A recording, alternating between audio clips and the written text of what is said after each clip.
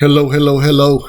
It's day 10 of the 30-day peak performance challenge, and I'm a little late with it today, but just haven't felt real good. And after being on the road for a few days, and I've kind of been contemplating, what I wanted to share. And every time I thought about it, I kept coming back to the same thing.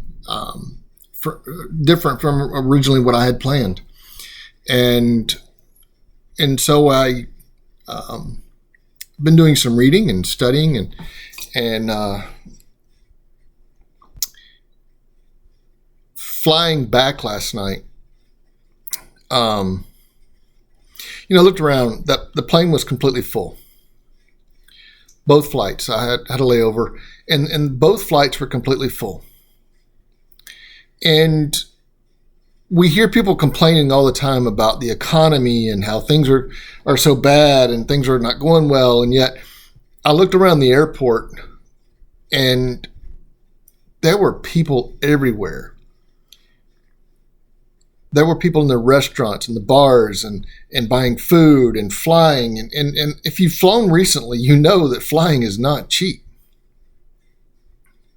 And it just got me to thinking about what's important to people. People will invest in the things, in places, in people. They will invest in things that are important to them. I wonder how much you've invested in yourself. I wonder how much you've invested in you by studying you. Part of this 30-day challenge is to study who you are and to understand. If you remember on the very first day, I asked, who are you really? And I asked you to really think about who you were.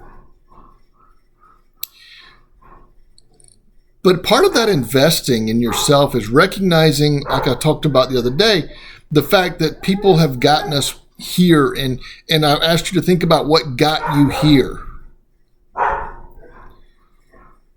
And my dog is going crazy. The question and the challenge that I've got for you today, and this is what I keep coming back to. Part of investing in yourself is making some significant advances and changes and growth and transformation. But there's oftentimes things that hold us back from doing that. And so the challenge I've got for you today is to think about and to ponder and to meditate on who it is that you need to forgive. Who in your past, who in your present, who do you need to forgive? Who do you need to say, I can forgive and forget and I can move on? Parent, a friend, a spouse, maybe yourself. And so I want you to think about that today is who do you need to forgive in order to move forward? Because you will not be able to move forward in advance and understand what God's purpose for your life is until you have forgiven who it is you need to forgive.